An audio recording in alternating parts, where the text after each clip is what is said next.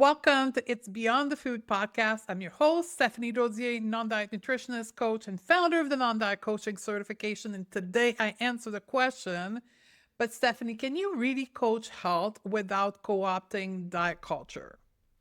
And the first place I want to start is if you are in a place right now where this is your question, or you've been reflecting on that question, I want you to know that you're not alone. Most of us as health professional, irrelevant of your background, be it a fitness professional, a dietitian, a health coach, most of us have been trained in a system and a belief system that the answer to helping people be healthier, feel healthier is weight loss. It is through weight management. If you're watching me on YouTube right now, because we do have a YouTube channel, like you're seeing me like rolling my hand over my large body because I live and reside in a large body. And we've been told that the answer to health has to come through weight. So this episode will answer that question. I'm going to give you a new approach to health, which is called a weight neutral approach to health. I'm going to unpack what that means.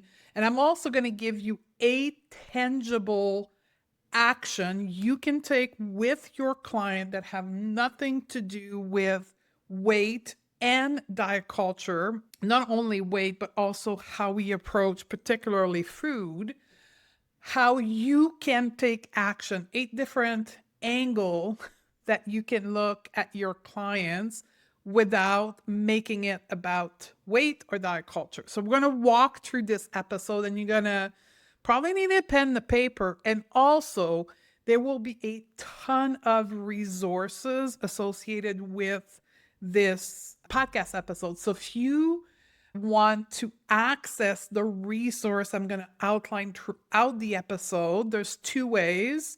You can go in the show note of the episode, but also I'm not talking about this resource often enough, and I was told that earlier last week. We have a blog.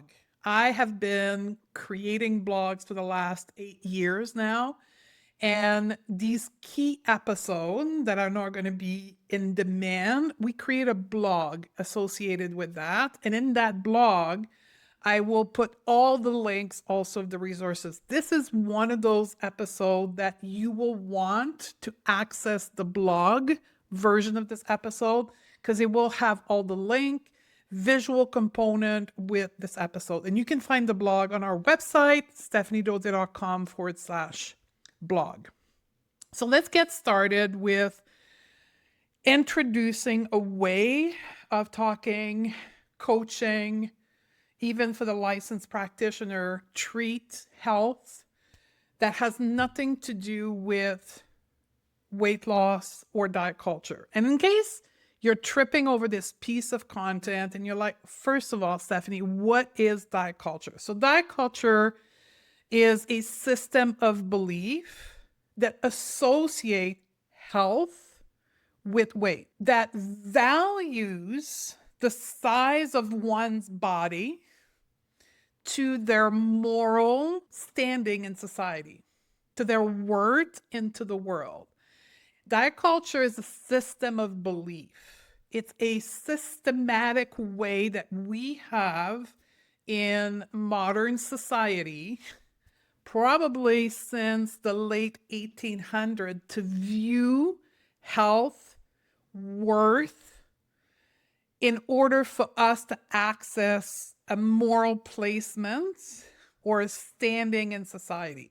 So it's an entire way of thinking. Diet culture is that system of belief that says you got to lose weight to be healthy. You have to restrict food. There's good and bad food. This was just some very easy way for you to think of diet culture.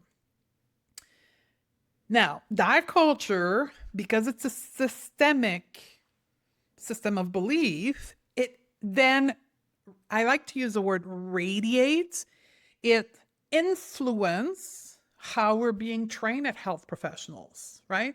We go to school and that system of belief is baked in to how we teach health to professional. So it's from two angles: how your client comes to you. All humans have been socialized to diet culture.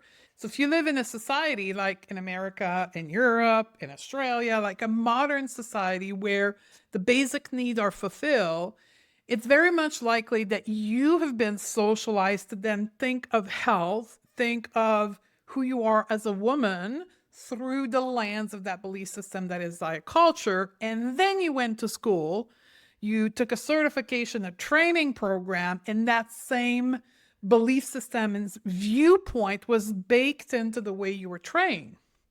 So not only your client come to you thinking, well, I got to manage my weight in order to be healthy. I got to restrict the bad food in order to be healthier. I'm thinking of the fitness professional here. I got to no pain, no gain. I got to work extremely hard in my workout in order to be worthy for me to go and move my body. Our client come into us with those beliefs. And then we also have been trained based on these belief systems. So we frame health without naming it through the lens of diet culture. And that leads us as professional to, without knowing, reenacting diet culture in the way we approach our client. Now, I want to make a caveat because before we go further into this episode is not about building a case as to why weight is not the main contributor to health that we were trained, that people were socialized to believe, that we hear all the time in the media. That's not this episode. However, I have a large number of episodes that were done. This podcast has been alive now since 2016, so it's close to 9 years. So we have a library of podcast episodes that we're going to link in the show note, where we took every part of this argument and broke it down with either myself or expert in the field for you to see the evidence as to why an approach to health should not center weight, but instead health promoting behavior. So you will find that in the show note. What I want to do now is start thinking about, so if it's not about the weight, we're going to assume that is the case has been built, the evidence are there, health doesn't equal weight. Therefore, how can I see health and how can I coach health and help people be healthy if it's not through the lens of body weight? So the first question we need to ask ourselves is, what is health? What gets really interesting is there is not one definition of health that you can access and says, this is what everybody believes that health is. So what I did is instead went into the World Health Organization, that is recognized by the majority of people as being an organization that think of health in a unanimous way. So they define health as a state of physical, emotional, and social well-being, not merely the absence of disease or infirmity.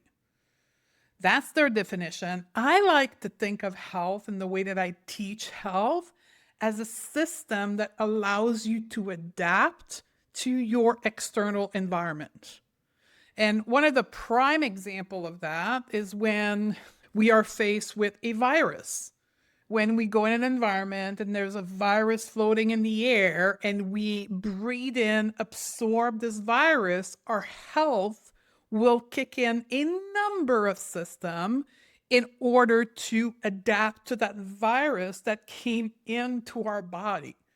Health is not just one system. And I would say that that's the centric or the foundation when we think of health beyond diet culture, is we start broadening our understanding and application of health beyond just physical. Like health is mental, it's emotional, it's spiritual, social, and it is physical. And there is not one that is more important than the other. And this is where the intersection with diet culture is so important, because when we live in a society that values thinness, which is the system of belief of diet culture, then it influenced the way we think of health to be only physical. And that's, to me, in my world, the way that I teach through in the non-diet coaching certification. It is to help our client broaden their understanding of health beyond just physical, emotional, spiritual, mental, and physical.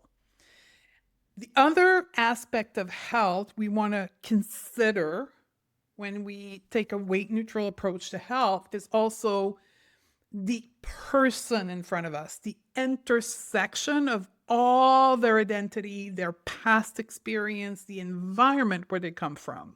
And that's what we talk about, the social determinant of health.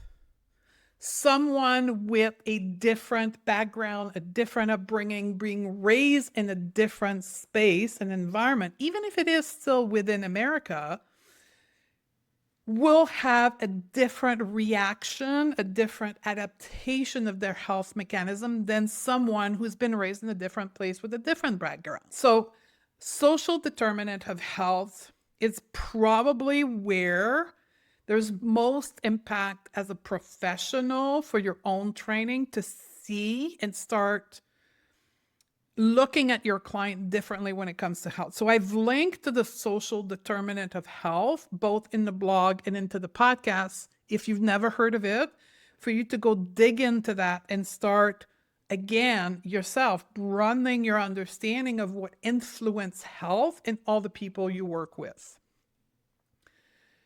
What is weight neutral approach to health? I want to get into a specific definition, because when we think again of coaching health from the spectrum of weight equals health, physical health only, we need to start defining another approach to health. That's what we call the weight neutral approach to health.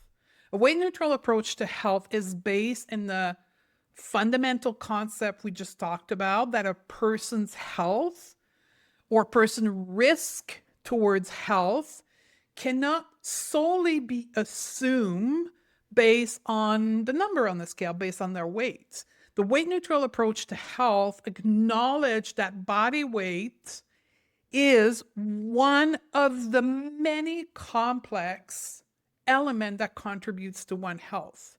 Again, mental, emotional, genetic, psychological, social aspects that one has influence or not over. So when we think about the identity of the person sitting in front of us, if they're part of an identity that's being oppressed right now in our culture, they have very little leverage over the oppression of their own identity. What they can do with your assistance is help approach this oppression differently on what they can control. And that's your work as a health professional, is showing them how who they are in our society is oppressed. Like people like me, for an example, living in a fat body have different tension when they show up into the world that impact their mental and emotional well-being. So my health professional that I work with needs to help me with my mental and emotional well-being within my identity as a fat person. That's weight neutral health. Now, there is research around weight neutral health. Now, we have to be honest with each other. There's not nearly as much research from a weight neutral approach to health to a weight-centric health approach. Merely by the fact that, first of all, health is not just one component, so it's extremely difficult to run research on health when you're broadening the scope of what is health beyond the weight. That's why you will find most research right now that are focused on only one component of health, which is weight, because that's much easier to control then when you say, but actually it's not just weight, it's also this, and you need to control for all these factors. But there is some research, and I've linked to two of the main piece of research that are meta-analysis that we have around weight neutral approach to health, and also what is known as health at every size. Both of those name or definition of a health approach without co-opting diet culture, you can find in literature, so you can look at the research around weight neutral approach to health. So what I thought we would do now is look at 8 very specific intervention or lever or things that you can work with client in your practice that doesn't co-opt diet culture, that is not weight centric, and that is also accessible independent of your level of qualification, that you are a licensed health professional, a health coach. These 8 elements, lack of a better word, you can work with your client on. And the number one where we're going to start is something that I say over and over again, quote, I'm going to quote myself. You can't hate yourself to better health. And that is inclusive of mental health, emotional well-being, and physical well-being as well. And that is probably the biggest mindset shift that people, general population coming to a weight neutral practitioner, have to make with their practitioner, is this concept that they got to work hard, they got to sweat, they got to be mean to themselves, they got to have more willpower. And if you listening to the podcast, like my face is like, ugh, right? Is this idea that we have to suffer towards better health. And that often comes from the space where, and again, I'm going to link it back to diet culture, where we often, what I have seen in my 8 years of practice with general population, is people say, well, I want to be healthy, but it has to equate a smaller body because I want to feel more worthy. Remember this whole notion that we assign one's worth in diet culture society based on the way that their body shows up into the world? And that's a big piece of our work.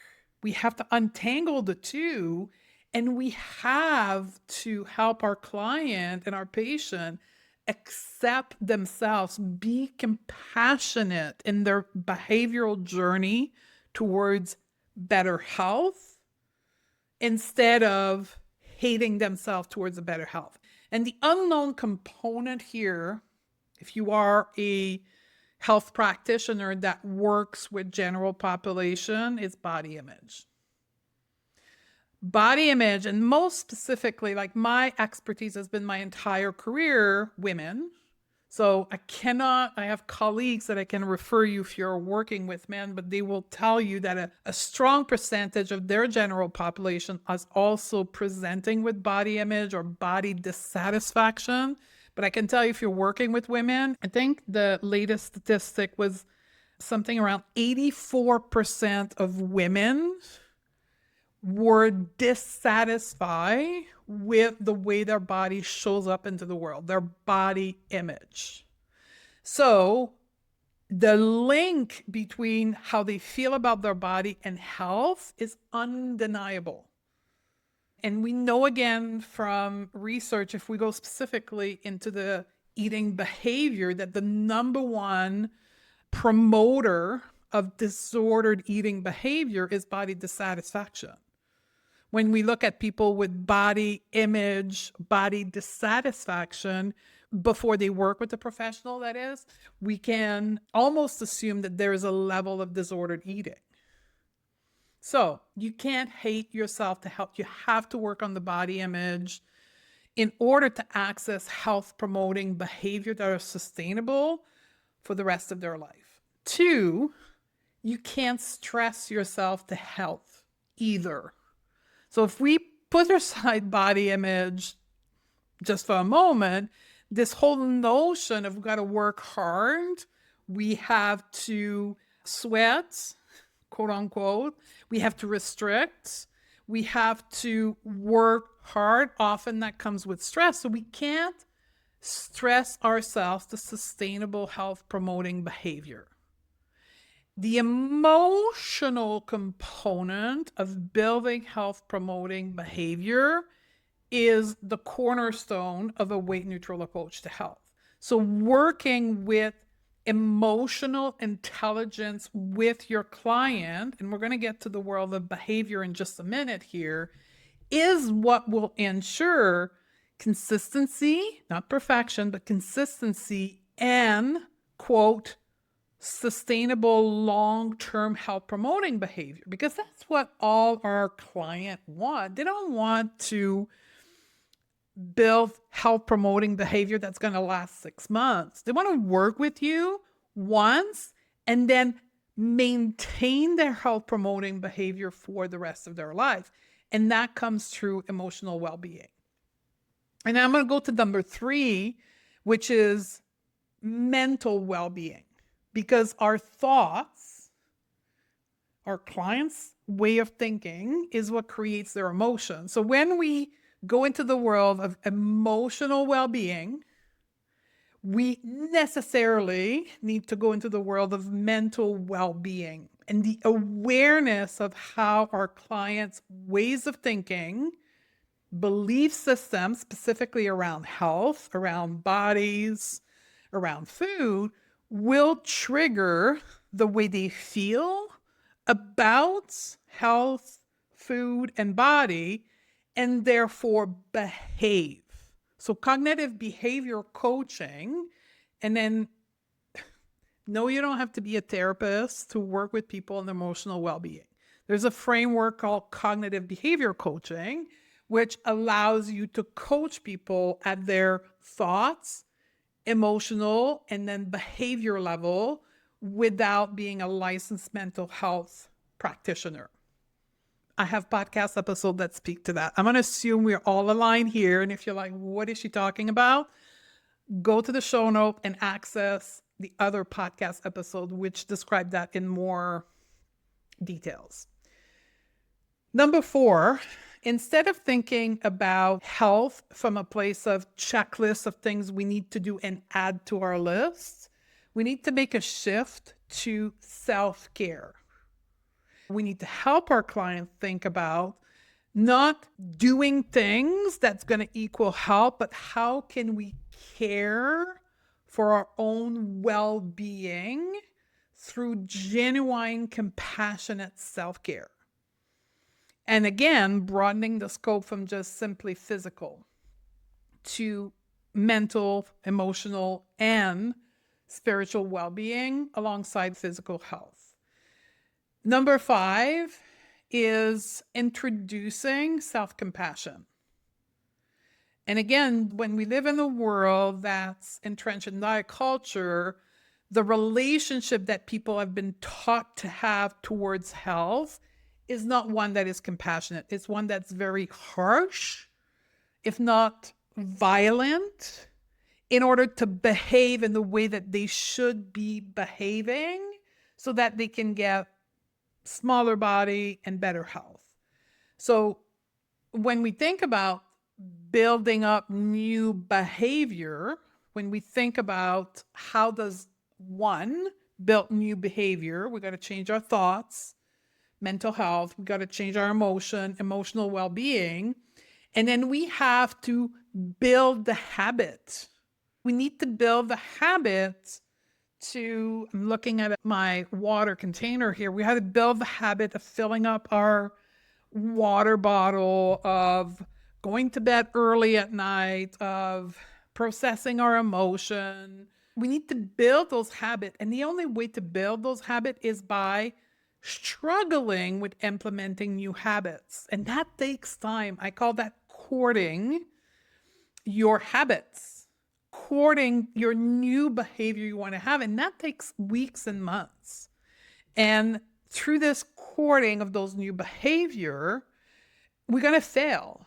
We're going to screw up. We're not going to do it. And the key to building that new behavior is how we meet ourselves in this behavioral building process. And that's where self-compassion comes in. So understanding for you as a practitioner, what is self-compassion and how do we actually develop a relationship towards ourselves, towards our health behavior of self-compassion. Number 6, I kind of alluded at it just now, sleep. This is where we go into the world of life coaching. I recorded an episode a few years ago why I call myself a life coach as a nutritionist. Because when you start digging into the world of behavior and thoughts and feelings, you realize that the health behavior that people are so desperately chasing has nothing to do with health of the behavior. It has to do with everything in their life that gets in the way of them having this behavior. Because fundamentally, everyone wants to do the right thing in drinking water and going to bed early, but life gets in the way. And that's what our role is as a health professional, is to help them with life. Just giving them a checklist of they should go to bed by 9 o'clock at night, that doesn't do anything for them. Why are we not going to bed early? Talk to me about that. What gets in the way of you going to bed early? And often when you coach women, it's all the things they have to do. So learning to say no. Guess what? Learning to say no is your coaching as a health coach. You have to help your client learning how to say no. That's why I call myself a life coach as much as a nutritionist. Number 7, gentle nutrition. So number 7 and number 8 is repairing that eating behavior. So we could say number 7 is eating behavior and healing the relationship to food. And number 8 would be gentle nutrition, because most of us, and I want you to look at yourself in the most transparent way possible, we've never been taught how to eat with our hunger, with our fullness and our satisfaction. We were taught to eat, trained, and many of us as dietitian and nutritionists, against a set of rules. And our job as a weight neutral practitioner is to reverse that damage, is to retune people, ourselves, with our natural eating signal, hunger, fullness, satisfaction. That's what we call repairing the relationship to food. It's unlearning and relearning a new way of eating. Once we've reestablished that baseline, then we go into the world of nutrition. And nutrition, what I talk about a gentle approach to nutrition, is one that is very simple. And simplicity is what creates consistency. So when people think about nutrition, unfortunately in today's world, we complexify nutrition to justify our role as, for me, nutritionists. That was the justification that I was trained into. Like, nutrition is complex, it's hard, it's complicated. So they need you as the expert to navigate through this complexity.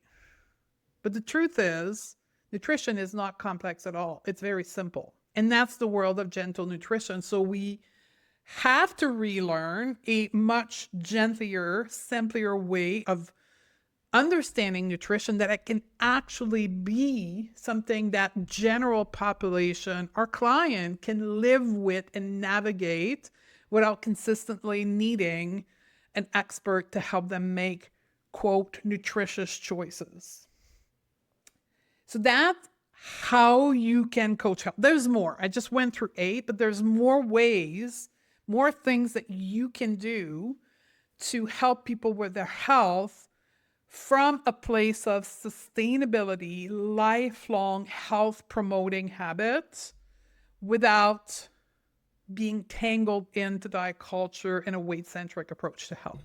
And this is what we train people in the non-diet coaching certification. We not only approach health from those 8 spaces, we broaden the spectrum of health, and then we teach you a framework cognitive behavior coaching to help you get to the root cause as to why the particular person in front of you is not able to create a health promoting habit that is sustainable for the rest of their life. So we teach your coaching framework, and then we dive into, obviously, in more details around weight neutral approach to health.